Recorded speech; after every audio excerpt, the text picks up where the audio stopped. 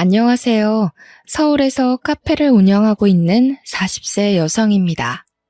다른 사람이 그러는데 저는 또래에 비해 유독 세상 물정에 어둡고 순진하다고 하더라고요. 보통 상식적으로 이해가 안 되면 일단 의심부터 해봐야 하는데 저는 일단 사람을 믿었습니다. 한마디로 사기꾼이 좋아하는 스타일이었던 거죠. 그래서 어릴 때부터 놀림을 자주 받았습니다. 어릴 적 장난 정도는 웃으면서 넘어갈 수 있었는데 성인이 되어서 사회생활을 시작한 뒤에는 아주 심각한 일들을 겪게 되었습니다.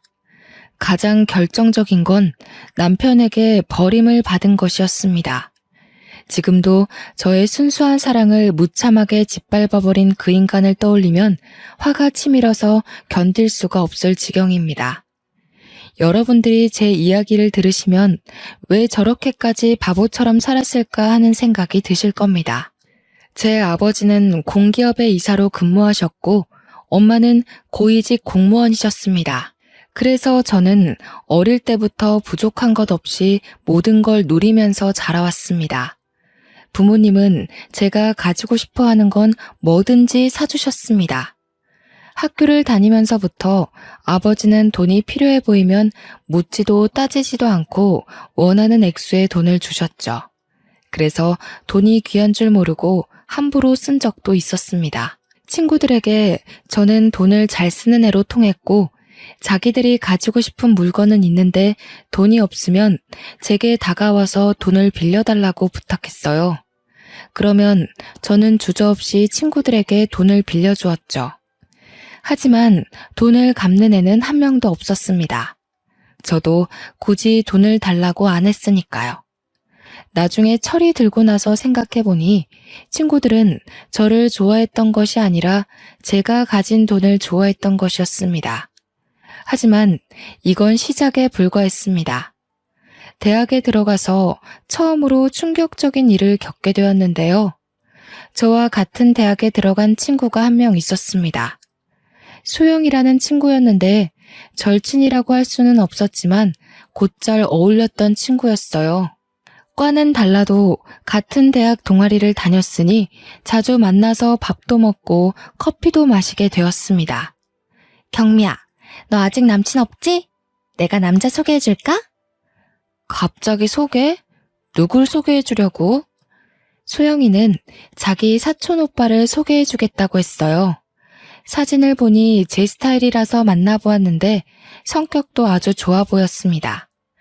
사진에서처럼 키도 크고 얼굴도 깔끔하게 생긴 편이라서 첫 만남에 호감이 생겼죠.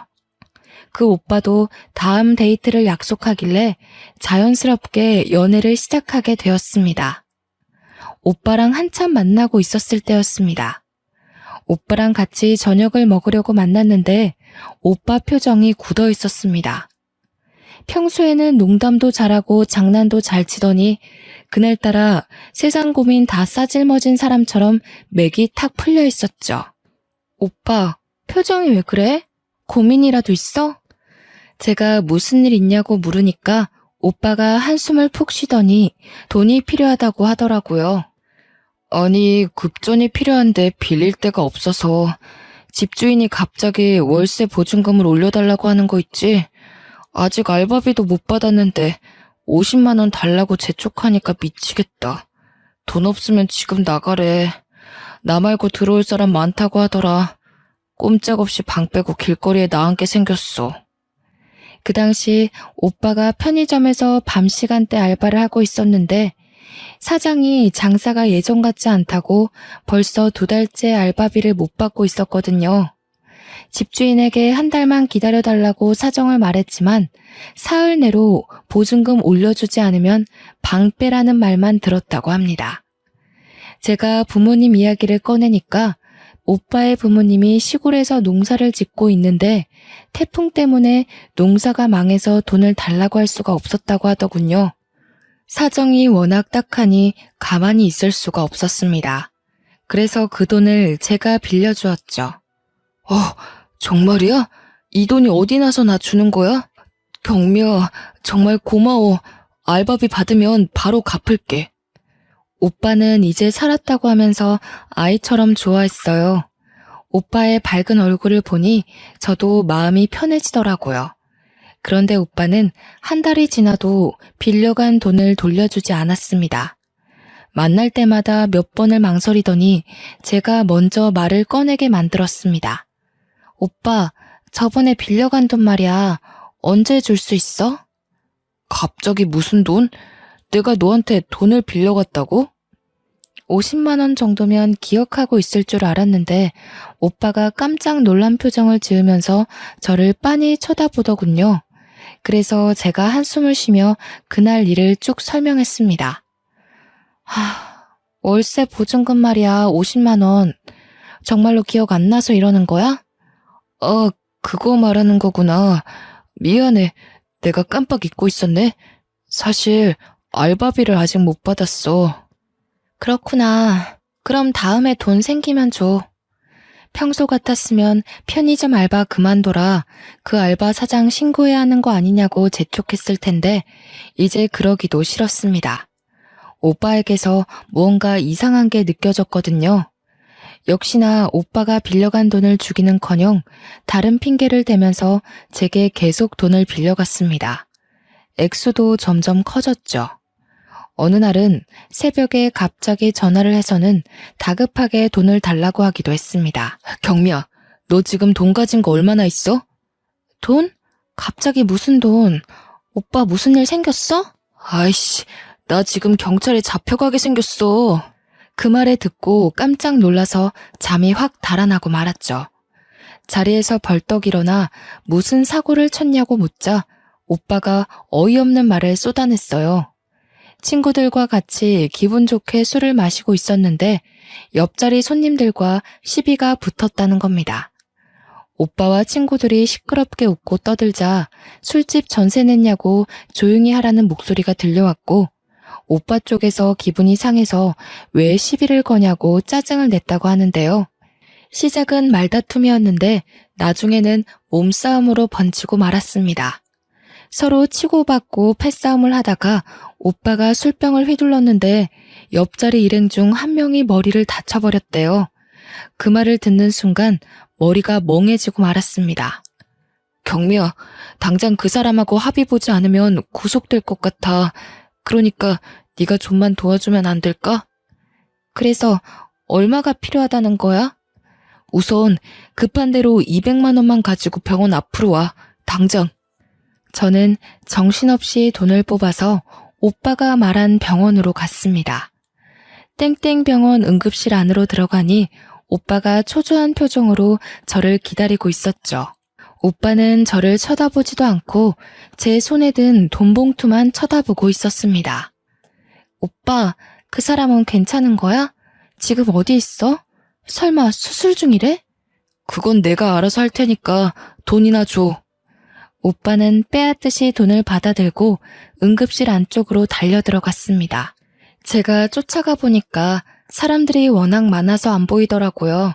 도리어 오빠가 절 찾아서 해결됐으니 가자고 하길래 병원을 나왔습니다.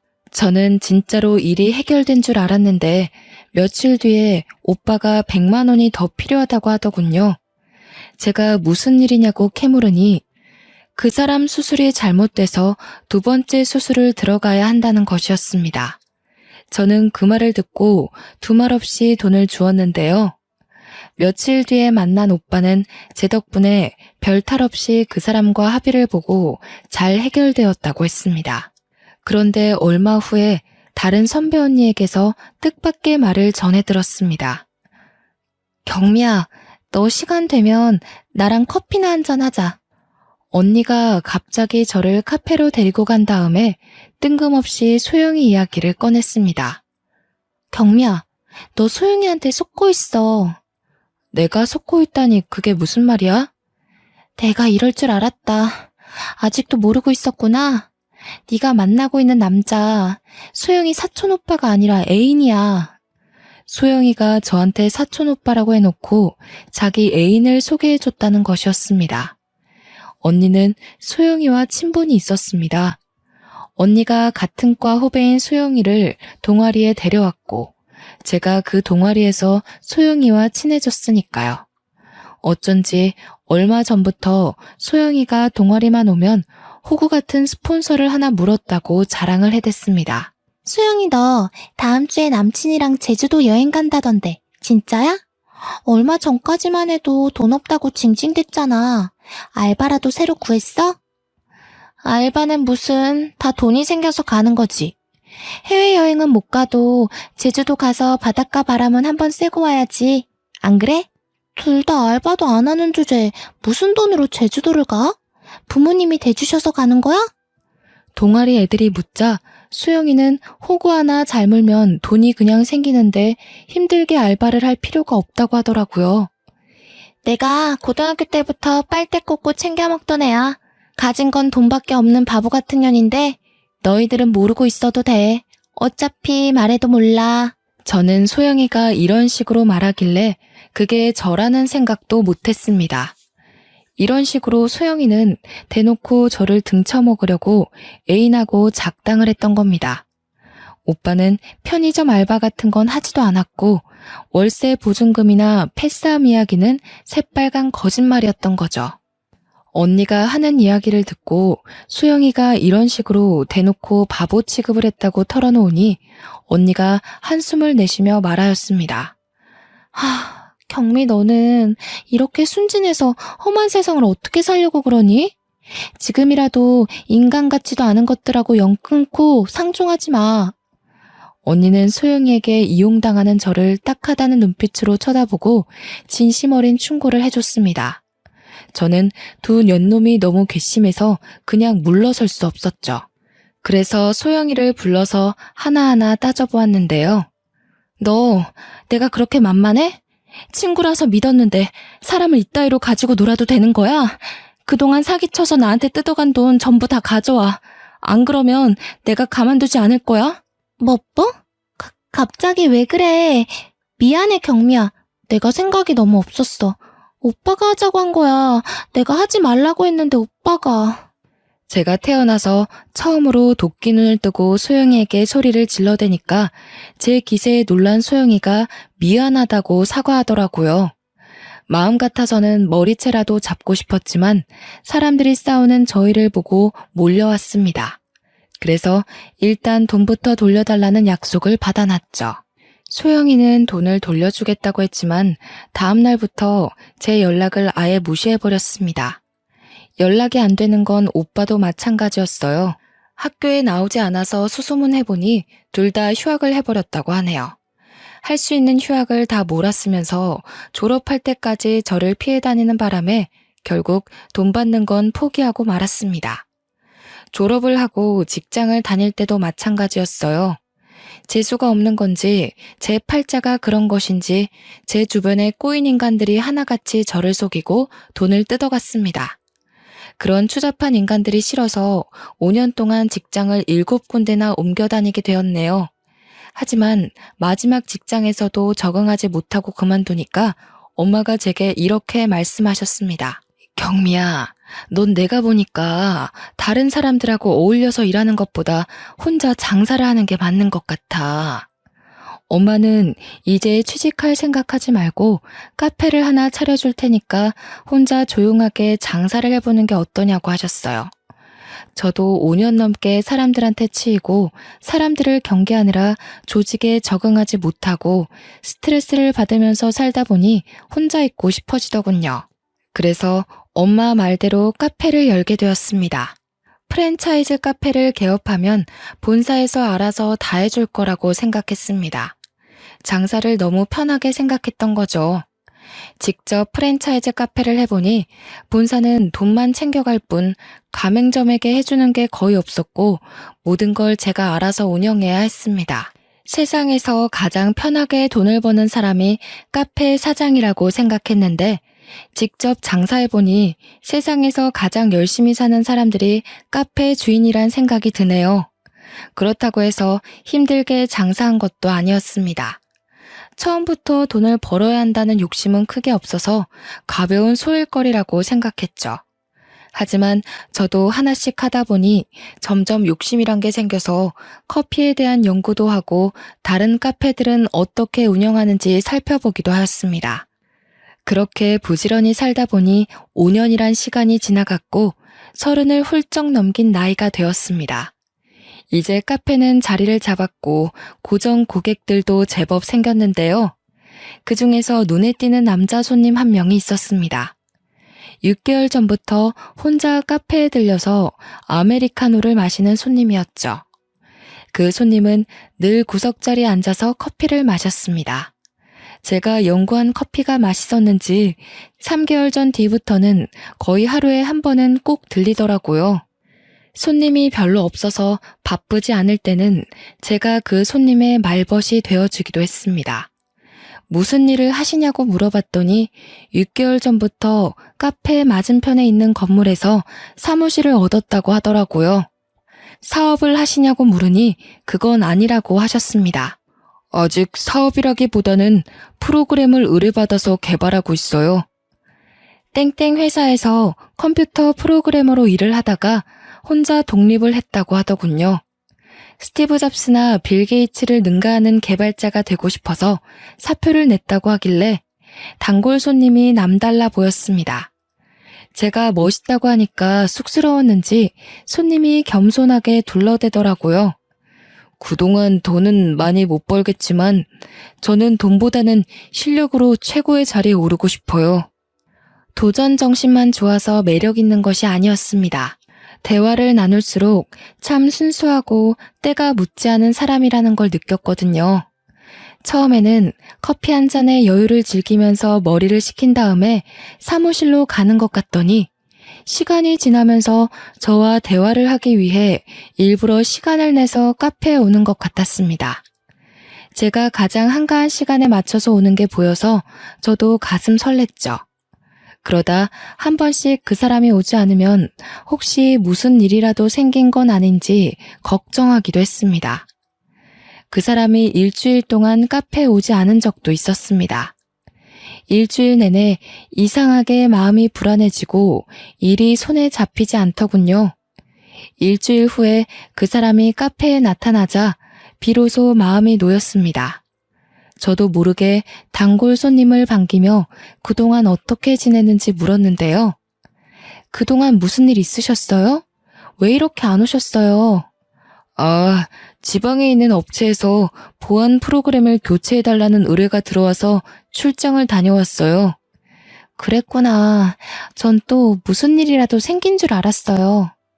단골 손님이 걱정하게 해서 미안하다고 하면서 앞으로 무슨 일이 있으면 미리 말하겠다고 하더라고요. 그렇게 개인적으로 연락을 주고받으면서 사이가 더 가까워졌고 몇 달 뒤에는 빨간 장미꽃까지 받게 되었습니다. 저랑 결혼하고 싶다고 진지하게 만나보자는 고백을 해서 깜짝 놀랐어요. 내가 고백만 안 했지 우리 만난 지 2년이 넘었잖아요. 이 정도 시간이면 서로에 대해 충분히 알았다고 생각해요. 경미 씨도 저랑 진지하게 만나보고 싶은 거 맞죠? 정말 서투른 사랑 고백이었지만 저를 감동시키기에는 충분했습니다. 저희가 만난 세월도 있으니 얼마 지나지 않아 시댁과 저희 친가를 오가며 결혼을 허락받으러 가기도 했죠. 저는 35이라는 다소 늦은 나이에 상견례 자리를 가지게 되었습니다. 신혼은 제가 살고 있는 아파트에서 시작하기로 했는데요. 2년 전에 새로 지은 아파트에 청약을 했는데 당첨이 되어서 산 아파트였습니다. 평수가 꽤나 큰 아파트여서 신혼생활을 해도 무리가 없어 보였어요. 남편은 제 아파트를 보고 저에게 너무 미안해했죠. 집은 내가 마련해야 하는 건데 시작부터 당신한테 신세 지는 것 같네. 그게 무슨 상관이야. 이렇게 큰 아파트 놔두고 따로 집을 구할 필요는 없잖아. 좋아.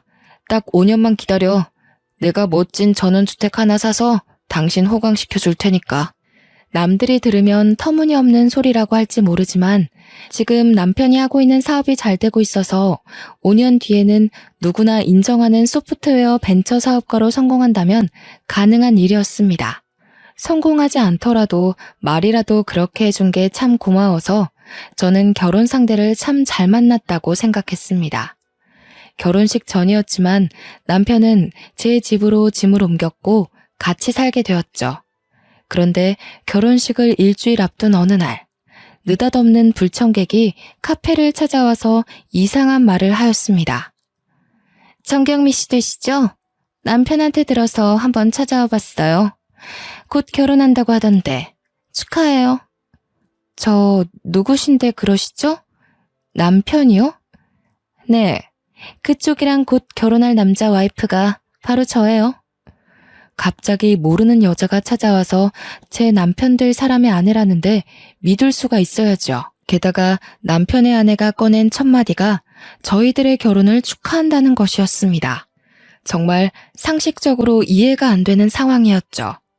저는 남편이 유부남이라는 사실을 아예 모르고 있어서 그 말을 듣고 할 말을 잃어버리고 말았습니다. 그런데 저를 찾아온 여자는 너무나 당당하고 태연해 보였어요. 곧 이혼할 거니까 걱정하지 마세요. 저는 경미 씨한테 시비 걸려고 온 게 아니거든요. 갑자기 찾아와서 무슨 말씀 하시는 거예요? 지금 굉장히 무례하신 거 알고 계시죠? 남편과 곧 이혼한다니 도대체 남편에게 무슨 문제가 생긴 걸까 싶었는데 전처가 자기한테 다른 남자가 생겨서 이혼을 하게 되었다고 말해주었습니다. 혹시 경미 씨한테는 첫사랑이 있었나요? 그리고 느닷없이 첫사랑에 대해 묻더니 자기가 어쩌다 남편이 아닌 다른 남자와 바람을 피우게 되었는지 자세하게 이야기해 주었습니다. 고등학교 때 만나서 사귀게 된 첫사랑이 있었는데 3년 정도 교제하다 결혼을 약속했다고 합니다. 그런데 부모님이 강력하게 반대해서 헤어지게 되었다고 하더라고요. 남자친구가 있다는 걸 알게 된 부모님이 머리에 피도 안 마른 어린 것들이 벌써부터 연애질이나 하고 다닌다고 호되게 야단을 맞았다고 하네요. 그런데 2년 전 동창 모임에 갔다가 첫사랑을 다시 만나게 되었다고 했습니다. 첫사랑은 대학을 졸업하고 미국으로 이민을 간 바람에 그동안 동창 모임에는 나올 수가 없었다고 해요.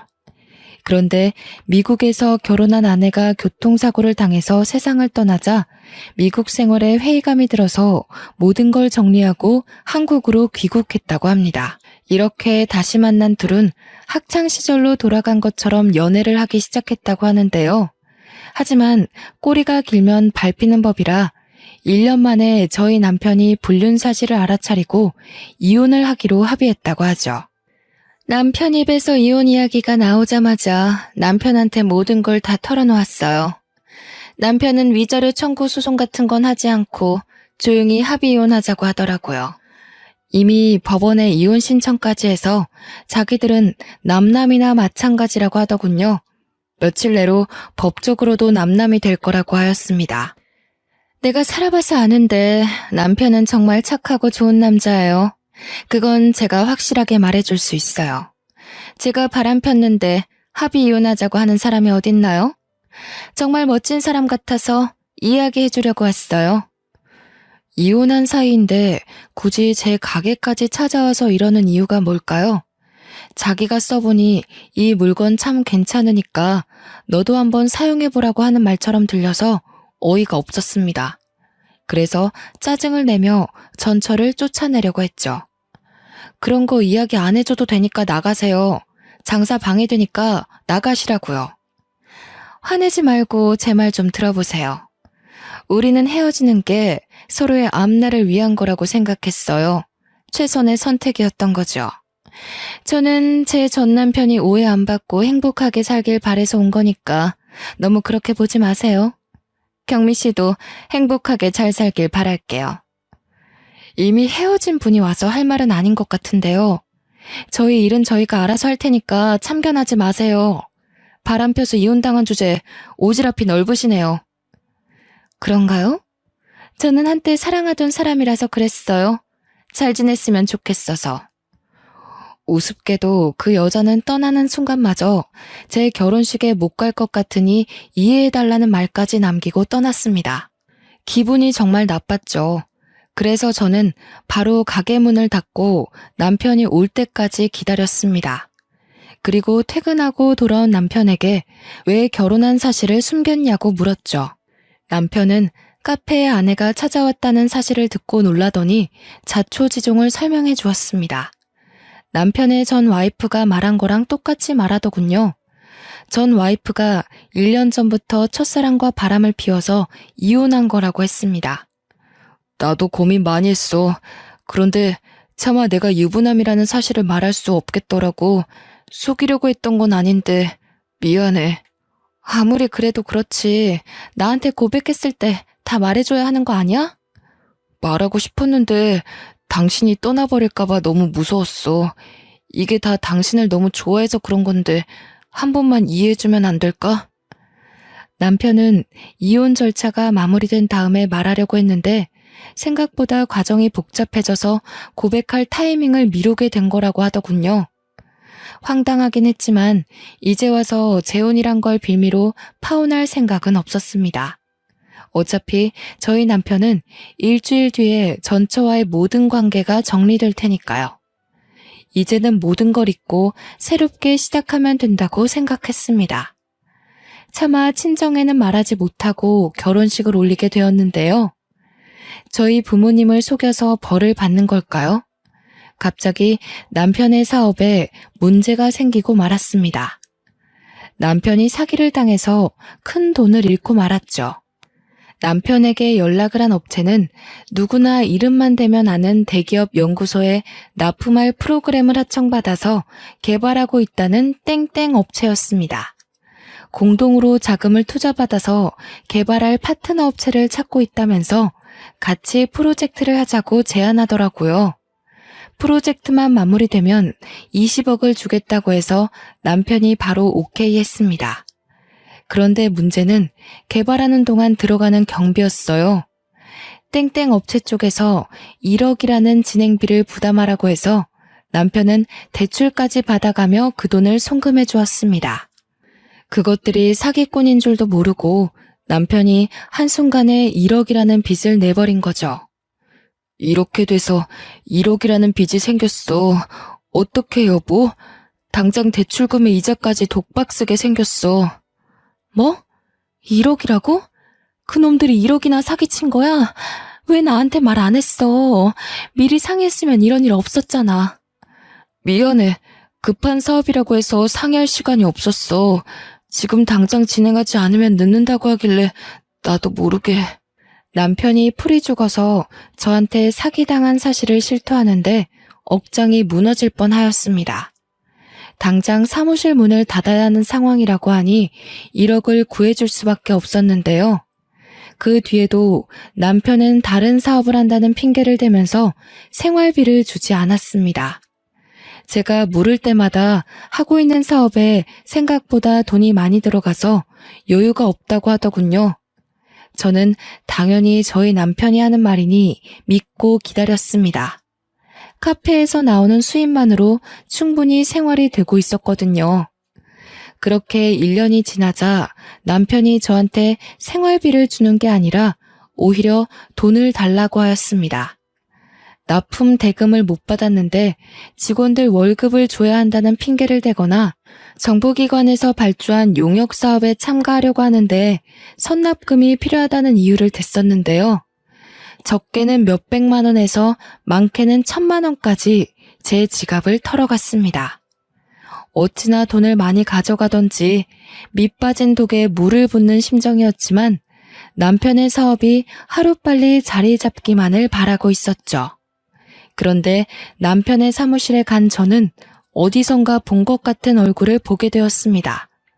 사무실에서 나와서 계단으로 내려가 버린 여자는 아무리 생각해봐도 소영이었습니다. 소영이가 남편 사무실에 올 이유가 없을 텐데 잘못 본 거라고 생각했죠. 요즘 따라 남편이 돈을 달라는 횟수도 늘어나고 집에도 잘 안 들어와서 아무래도 확인을 해봐야겠다는 생각이 들었습니다. 그래서 남편이 출장 가서 없을 때 사무실에 가서 CCTV에 녹화된 영상을 확인해 봤습니다. CCTV 속 여자의 얼굴 몇 번을 돌려봐도 소영이더군요. 그날만 남편 사무실을 찾아온 것이 아니었습니다. 남편의 사무실에 자주 들렸다는 사실을 안 순간 저는 대학 시절에 소영이에게 당했던 기억을 떠올릴 수밖에 없었습니다. 더 기가 막힌 사실은 소영이뿐만 아니라 전처도 남편의 사무실에 자주 찾아왔다는 것입니다. 셋이서 무언가 밀담을 나누고 의논하는 모습이 회의실 CCTV에 찍혀 있었는데요.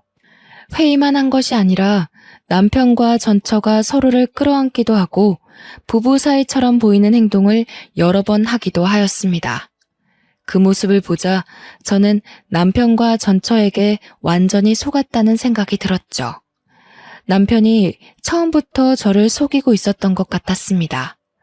남편과 전처 그리고 소영이가 어떤 관계인지 알아내야만 했습니다. 그래서 도청기를 구해 남편 사무실에 몰래 설치해놨습니다.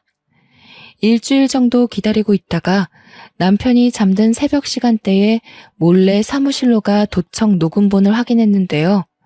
도청기에는 여러분이 상상할 수 없는 충격적인 대화가 녹음되어 있었습니다. 언니, 내 말이 맞지? 그녀는 사기 쳐먹기 딱 좋은 년이야. 그래, 이 덕분에 우리 형편이 좋아졌어. 이 은혜 잊지 않을게. 우리 여보 말이 맞아. 정말 처제 아니었으면 나는 빚쟁이들한테 맞아 죽었을 거야. 내가 뭐라 했어. 내 말만 들으면 팔자 필 거라고 했잖아. 경미 걔는 대학 다닐 때부터 멍청하던데 아직도 사람을 쉽게 믿더라. 자기한테 좀만 잘해주고 간이고 쓸개고 다 내주려고 그래. 빚도 다 해결됐으니까 이번에는 내 몫도 챙겨주는 거지? 나한테는 얼마나 줄 거야? 당연하지. 우리 처제 얼마나 필요해? 달라는 대로 다 줄게. 녹음본을 아무리 다시 들어봐도 남편이 제 돈을 노리고 의도적으로 접근한 거였습니다. 전처와 이혼을 하기는 했지만 사실 위장 이혼이었고 실제로는 같이 동거를 하고 있었던 거죠. 게다가 저희 남편이 소영이를 처제라고 부르다니 저는 소영이가 전처의 여동생인 줄도 모르고 있었습니다. 사업을 하다가 크게 망해버린 남편은 빚쟁이들을 피해서 도망치듯이 카페 맞은편 건물에 사무실을 얻어서 숨어서 지내고 있었다고 합니다. 형부를 찾아왔던 소영이가 우연히 제 카페를 알아보고 저를 이용할 계획을 세웠던 겁니다. 그렇게 제 돈으로 빚을 갚고 생활비로 쓰고 있었다는 사실을 알아내고 저는 기생충 같은 인간들 때문에 피눈물을 흘리고 말았습니다. 게다가 여기서 저를 더 속이고 도망갈 생각을 하고 있더군요. 그년이 아무리 눈치가 없다고 해도 여기서 시간 더 끌면 의심할 게 뻔해. 마지막으로 크게 한탕하고 해외로 튀어버리자. 해외? 저번에 말한 하와이 말하는 거야? 아니면 필리핀? 우리 아예 이민 가버려서 돈 걱정 없이 좀 살아보자. 그래, 돈만 많은 그년 도움 좀 받으면 필리핀 같은 데 가서 편하게 살 수 있을 거야. 이번에 지긋지긋한 한국 땅 떠나버리게. 남편은 사업 투자를 목적으로 제 카페를 담보로 대출을 받아놓았습니다. 그걸 가지고 양반 도주를 할 어처구니 없는 계획을 이야기하고 있었죠. 하지만 확실한 증거를 잡은 이상 남편이 도망가도록 놔둘 수 없었습니다. 변호사를 찾아가서 물어보니 남편과 전처 그리고 소영이까지 모두 사기죄로 엮어 넣을 수 있다는 사실을 알아냈습니다.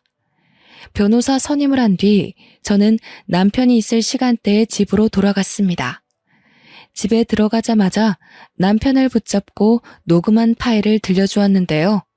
그러자 그 인간이 소영이가 꾸민 짓이라며 자기는 시키는 대로 한 것뿐이라고 발뺌을 하였습니다. 나는 아무 잘못 없어. 처제가 이렇게 하면 다 해결될 거라고 협박했다고. 돈 안 받아오면 이혼당하고 길바닥에 나앉을 거라고 하는데 어떡해. 나도 방법이 없었어. 이제 와서 오리발 내민다고? 나는 너 때문에 2년 넘게 돈까지 뺏겼어. 내 인생이 망가졌다고. 억울하고 분해서 끝장을 봐야 되겠어. 그러니까 각오 단단히 하고 있어. 여보, 이러지 말고 우리 대화로 해결하자. 어? 우리 사랑하는 사이잖아. 그동안 만난 세월을 생각해. 내가 진짜로 당신 이용해 먹는 사람 같아? 나도 피해자라고. 나도 너무 무서웠어. 당신한테 말하고 싶었는데 당신도 협박받을까 봐. 뭐? 피해자? 내가 그 말에 속아 넘어갈 것 같아? 당장 꺼져. 내가 당신이랑 대화할 것 같아? 난 인간이랑만 대화해. 당신 같은 쓰레기랑 말 안 한다고. 왜 이래 정말. 내 말 좀 들어봐. 당신은 나한테 질렸을지 몰라도 내가 당신 사랑한다고. 난 당신 없이 못 살아. 내가 평생 당신 곁에서 속죄하면서 살게. 그러니까 한 번만 봐주라. 남편이 지푸라기라도 잡는 심정으로 제게 매달렸지만 이미 버스는 떠난 뒤였습니다. 제가 남편 뺨을 확 때려버리니까 때려도 좋으니까 제발 봐달라고 비굴하게 굴더군요. 결국 경찰을 부른다고 말하니까 남편이 꽁무니 빼고 도망가 버렸습니다. 남편에게 이혼소송과 위자료 청구를 했고 소영이와 전처를 사기죄로 고발해버렸죠. 경찰에서 소환장이 날라오자 다급해진 소영이는 저를 찾아와서 한 번만 용서해달라고 울면서 매달렸습니다. 경미야, 이 소환장 뭐야? 설마 나 사기죄로 고소한 거니? 도대체 왜 그래? 우린 친구잖아. 내가 잘못했어. 사정이 너무 급하다 보니 그런 짓을 하고 말았어. 예정을 생각해서라도 한 번만 살려주라. 우리한테 정이란 게 있긴 하니? 넌 지금도 나를 바보 같은 호구로 생각하고 있잖아. 내가 용서해주면 나중에 또 이용해 먹으려고? 너 용서해줄 생각 없으니까 당장 돌아가. 경미야, 미안해. 내가 무릎 꿇을게. 이렇게 꿇고 빌 테니까 제발 봐주라. 내가 한 번도 이런 적 없잖아. 이번엔 진짜 뉘우치고 있다니까. 연기하는 거 아니야. 다 울고 있는 거 보여? 이번만 봐주면 네 눈에 띄는 일 없도록 할게. 내가 믿을 것 같아? 너 딱 봐도 가짜로 울고 있는 거잖아. 눈물로 다 해결되는 거면 법은 왜 있는 거겠니? 경찰은 왜 있겠어? 눈물 아까우니까 뚝 그쳐. 감방에서나 흘려야 하니까 내 앞에서 울지 말라고. 제가 울면서 제 바지가랑이를 붙잡는 소영이를 밀치니까 거짓말처럼 눈물을 뚝 그치더군요. 딱 봐도 어떻게 해야 제가 봐줄지 고민하는 것 같았습니다. 그 뒤로 소영이가 제 카페에 찾아와서 어떻게든 합의를 하자고 사정했지만 저는 돈보다는 고등학교 때부터 저를 괴롭힌 악독한 년에게 본보기를 보여줘야만 했습니다. 세상에는 지켜야 할 법이라는 걸 있다는 걸 알려줘야 했죠. 경찰 조사를 받은 날 저는 소영이와 남편 그리고 남편의 전처와는 합의할 생각이 전혀 없다고 말하였습니다. 제가 그 인간들 때문에 얼마나 많은 정신적인 고통을 겪었는지 이루 말할 수가 없었거든요. 경제적인 피해 사실까지 상세하게 말하면서 반드시 처벌해달라고 간곡하게 호소했습니다. 소영이와 전처는 구속되었지만 남편은 종범이라는 이유로 불구속 상태에서 조사를 받게 되었는데요. 하지만 남편은 제게 그나마 숨겨놓은 재산을 탈탈 털어서 위자료를 줘야 했습니다. 그야말로 알거지 꼴이 된 전 남편은 잠을 잘 방 한 칸조차 없는 산새가 되어버렸어요.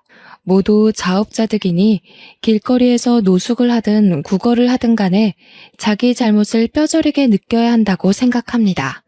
소영이와 전처의 재판 결과도 의도적인 사기죄로 인정되었고 죄질이 아주 불량하다는 이유만으로 초범이었지만 실형이 선고되었습니다.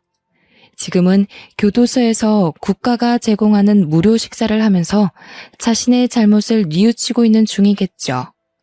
사람이 살다 보면 정말 다양한 부류의 인간들을 만나게 되는 것 같습니다. 그 중에는 자기 인생에 도움이 되는 사람도 있겠지만 소영이처럼 만나지 말았어야 하는 악질적인 인간들도 있겠죠. 자기를 위해서 다른 사람의 인생 같은 건 어떻게 되든 상관없다는 생각으로 사는 것들을 우리는 쓰레기라고 부릅니다. 여러분들은 주위에 이런 쓰레기 같은 인간들이 없는지 자세히 살펴보시길 바랍니다. 만약 그런 인간들이 있다면 주저없이 관계를 끊어버리라고 말씀드리고 싶네요. 사연을 읽어주신 분들에게 하는 조언이니 부디 주변을 둘러보시길 바래요.